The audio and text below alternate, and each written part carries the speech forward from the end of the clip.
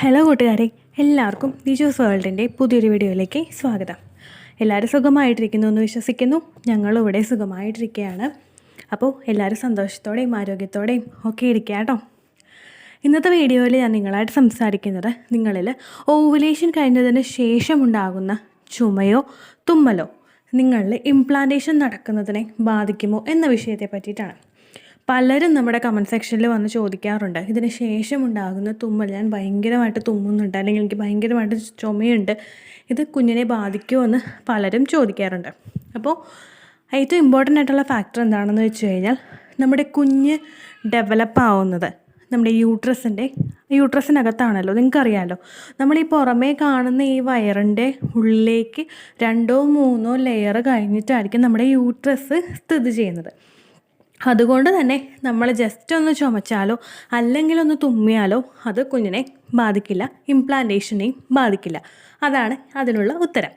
അതുപോലെ തന്നെ നമുക്കിപ്പോൾ പെട്ടെന്ന് നമ്മൾ എന്തെങ്കിലും ജസ്റ്റ് ഒന്ന് ഒരു പ്രഹരമേറ്റ് കഴിഞ്ഞാലോ അല്ലെങ്കിൽ നമ്മൾ പെട്ടെന്നൊരു വണ്ടിയിൽ പോയി ഒരു ഗട്ടറിലൊന്ന് ചാടിക്കഴിഞ്ഞാലോ അതും കുഞ്ഞിനെ പെട്ടെന്നൊന്നും അഫക്റ്റ് ചെയ്യില്ല.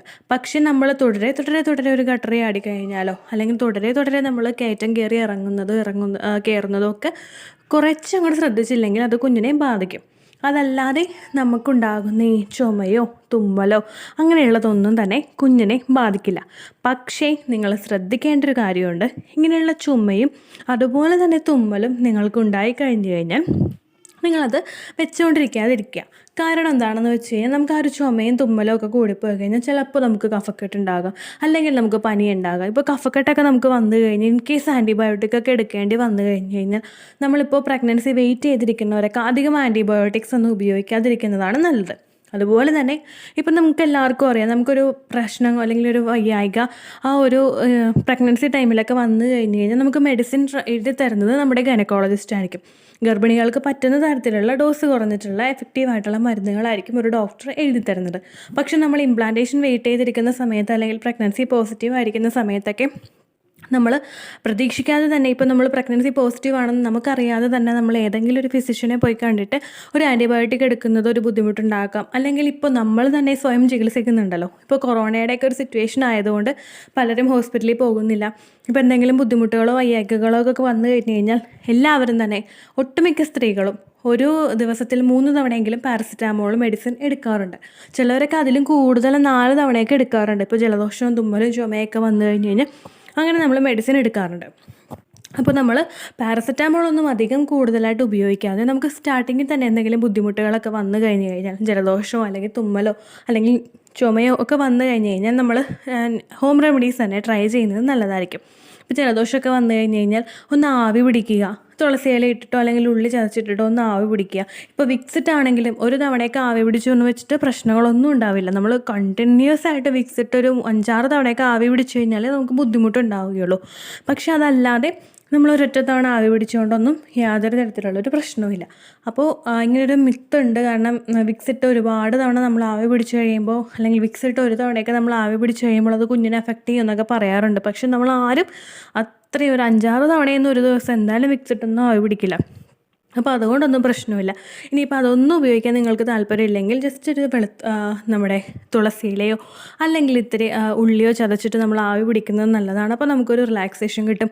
അതുപോലെ തന്നെ ഇപ്പോൾ നമ്മൾ പനിക്കൂർക്ക ഇട്ട് ആവി പിടിക്കുന്നത്, പനിക്കൂർക്ക വാട്ടി പിഴിഞ്ഞ് കുടിക്കുന്നത്, അതുപോലെ നമ്മൾ ആ ഒരു സമയത്ത് ബുദ്ധിമുട്ടുകളൊക്കെ വരുമ്പോൾ ഇത്തിരി എന്താ പറയുക, ചുക്ക് കാപ്പിയില്ലേ, ആ ചുക്ക് കാപ്പി കുടിക്കുന്നത് ഒക്കെ നമുക്ക് നല്ലതായിരിക്കും. ഇത് നാച്ചുറലായിട്ട് നമുക്ക് ട്രൈ ചെയ്യാവുന്ന ഹോം റെമഡീസാണ്. ഏതെങ്കിലും ഒരു വയ്യായിക, ജലദോഷമോ തുമ്മലോ ഒക്കെ പീക്കിലെത്തിയിട്ടതിന് ശേഷം നമ്മൾ ഹോം റെമഡീസ് ട്രൈ ചെയ്യരുത് കേട്ടോ.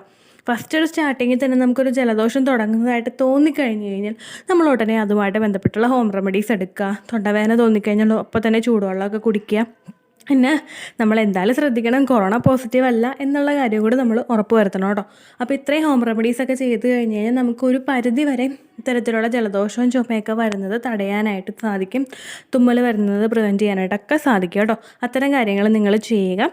കൂടുതലായിട്ടും പാരസെറ്റാമോൾ നിങ്ങൾ എടുക്കാതിരിക്കുക. പിന്നെ ഈ വീഡിയോയുടെ കൺക്ലൂഡ് ചെയ്യുന്ന പോർഷനിൽ ഒന്നും കൂടി പറയുകയാണ്, നിങ്ങൾക്കുണ്ടാകുന്ന ജലദോഷവും അതുപോലെ ചുമയോ അതുപോലെ തുമ്മലോ ഇംപ്ലാന്റേഷനെ ബാധിക്കില്ല. നമ്മൾ കൂടുതലായിട്ട് വെച്ച് അത് കൊണ്ടുപോകാതിരിക്കുക. ഒരു ദിവസത്തിൽ നമ്മളൊരു 10-30 തവണയൊക്കെ നമ്മൾ തുമ്മി കഴിഞ്ഞ് കഴിഞ്ഞാൽ അതൊരു ബുദ്ധിമുട്ടാണ്. അത് നമ്മൾ നേരത്തെ കാണിച്ച് അത് മാറ്റാനായിട്ട് ശ്രദ്ധിക്കുക. കാരണം ആ തുമ്മുന്നത് കൊണ്ട് കുഞ്ഞിന് പ്രശ്നം ഉണ്ടാകും എന്നല്ല ഉദ്ദേശിച്ചത്. മറിച്ച് നമ്മൾ ആ ഒരു തുമ്മി കഴിയുമ്പോൾ എന്തെങ്കിലും നമുക്ക് ഇൻഫെക്ഷൻ ഉണ്ടാകൊണ്ടാണോ നമ്മൾ തുമ്മുന്നതെങ്കിൽ അത് ഒരു പ്രശ്നം ഉണ്ടാവാതിരിക്കാൻ വേണ്ടിയിട്ടാണ് പറയുന്നത്. പിന്നെ ഞാനിത് പറയാനായിട്ടുള്ള പ്രധാനപ്പെട്ട കാരണം എന്താണെന്ന് വെച്ച് കഴിഞ്ഞാൽ, എൻ്റെ കുഞ്ഞിനെ ഞാൻ 3 മാസം ഗർഭിണിയായിരുന്നപ്പോൾ എനിക്ക് തുമ്മൽ ഒരുപാടുണ്ടായിരുന്നു. ഞാൻ ഫസ്റ്റ് പ്രഗ്നൻസിയിൽ, അതുപോലെ തന്നെ എനിക്ക് കല്യാണത്തിന് മുമ്പൊക്കെ ഡസ്റ്റ് ഭയങ്കര അലർജി ആയിരുന്നു. പൊടി അടിച്ചു കഴിഞ്ഞാൽ ഞാൻ അപ്പം തന്നെ ഒരു ദിവസം ഫുള്ള് ഞാൻ നിർത്താതെ ഇരുന്ന് തുമ്മുമായിരുന്നു. അപ്പോൾ മോളെ പ്രഗ്നൻ്റ് ആയിരുന്ന സമയത്തും എനിക്ക് അങ്ങനെ ഒരു തുമ്മൽ വന്നപ്പോഴേക്കും ഞാൻ നേരിട്ട് എൻ്റെ ഗൈനക്കോളജിസ്റ്റിനോട് ചോദിച്ചതാണ്, ഞാൻ തുമ്മുന്നുണ്ട്. അതുപോലെ തന്നെ ഞാനൊരു ഫസ്റ്റ് ഒരു ഡോക്ടറെ കണ്ടപ്പോൾ അവരെന്നോട് പറഞ്ഞത്, ഞാൻ O നെഗറ്റീവും ഹസ്ബൻഡ് B പോസിറ്റീവുമാണ്. അപ്പോൾ നിങ്ങൾ മിസ്കാരേജ് ഉണ്ടാകാനായിട്ടുള്ള സാധ്യത കൂടുതലാണ്. അതുകൊണ്ട് ഫുൾ ബെഡ് റെസ്റ്റ് എടുക്കാനാണ് എന്നോട് പറഞ്ഞത് എൻ്റെ ഡോക്ടർ. അപ്പോൾ എനിക്ക് എന്തോ അത് അത്ര അക്സെപ്റ്റ് ചെയ്യാനായിട്ട് പറ്റിയില്ല. കാരണം ഈ നെഗറ്റീവും പോസിറ്റീവും ഇങ്ങനെ ബ്ലഡ് ഗ്രൂപ്പ് കൊണ്ടിട്ട് മിസ്കാരേജ് ഉണ്ടാകുമോ, അങ്ങനെ ഒരു സാധ്യത ഉണ്ടാവില്ലല്ലോ എന്ന് വിചാരിച്ചിട്ട് ഞാൻ വേറൊരു ഡോക്ടറെ പോയി കണ്ടു. അപ്പോൾ അതിൻ്റെ ഉള്ളിൽ തന്നെ ഈ ഒരു ഇങ്ങനെ ഇവർ പറഞ്ഞ കാര്യം എൻ്റെ പാരൻസിൻ്റെയും അതുപോലെ എൻ്റെ അച്ഛൻ്റെയും അമ്മയുടെയും എൻ്റെ ഹസ്ബൻഡ് അച്ഛൻ്റെ അമ്മയുടെയും ഒക്കെ ഉള്ളിലുണ്ട്. അപ്പോൾ അവർ എനിക്കിങ്ങനെ തുമ്മലും ജലദോഷമൊക്കെ വന്നപ്പോഴേക്കും ഇങ്ങനെ ഡോക്ടർ ചെക്കപ്പിന് പോകുന്ന സമയമായിരുന്നു. അപ്പോൾ ഡോക്ടറോട് ചോദിച്ചു, ഹസ്ബൻഡിൻ്റെ അമ്മ ചോദിച്ചു, തുമ്മുന്നുണ്ട് കുട്ടി, അപ്പോൾ പ്രശ്നം എന്തെങ്കിലും ഉണ്ടോ, ഇങ്ങനെ എന്തെങ്കിലും ബുദ്ധിമുട്ടുണ്ടാകുമോ, 3 മാസമല്ലേ ആകുന്നുള്ളൂ എന്ന് ചോദിച്ചു. അപ്പോൾ എൻ്റെ ഗൈനക്കോളജിസ്റ്റ് പറഞ്ഞാണ്, ഇയാൾ തുമ്മിയെന്ന് വിചാരിച്ചിട്ട് ഇയാളുടെ കൊച്ച് എങ്ങും പോകാൻ സാധ്യതയില്ല എന്ന് പറഞ്ഞു, ചാൻസ് ഇല്ല എന്ന് പറഞ്ഞു. അതുകൊണ്ട് ആ ഉറച്ച വിശ്വാസത്തിലാണ് ഞാൻ നിങ്ങളോട് പറയുന്നത്. നിങ്ങൾ അങ്ങനെ തുമ്മലുണ്ടെങ്കിലോ ജലദോഷം ഉണ്ടെങ്കിലോ കുഞ്ഞിന് പ്രശ്നമൊന്നും ഉണ്ടാവില്ല. പിന്നെ ഇൻഫെക്ഷൻ വരാതിരിക്കാൻ നിങ്ങൾ ശ്രദ്ധിക്കുക. ആ ഒരു തുമ്മലും ജലദോഷവും മറ്റു പല അസുഖങ്ങൾക്കും വഴിമാറാതിരിക്കാൻ വേണ്ടിയിട്ട് നിങ്ങൾ പ്രത്യേകം ശ്രദ്ധിക്കുക കേട്ടോ. അപ്പോൾ ഇത്രയേ ഉള്ളൂ വീഡിയോ. നിങ്ങൾക്ക് യൂസ്ഫുൾ ആയി കാണുമെന്ന് വിശ്വസിക്കുന്നു. യൂസ്ഫുൾ ആയിട്ടുണ്ടെങ്കിൽ ലൈക്ക്, ഷെയർ ആൻഡ് സബ്സ്ക്രൈബ്. അതുപോലെ തന്നെ എന്തെങ്കിലും സംശയം ഉണ്ടെങ്കിൽ കമൻറ്റിൽ ചോദിക്കാനും മറക്കരുത് കേട്ടോ. അടുത്തൊരു യൂസ്ഫുൾ വീഡിയോ ആയിട്ട് നമുക്ക് വീണ്ടും കാണാം. ബൈ.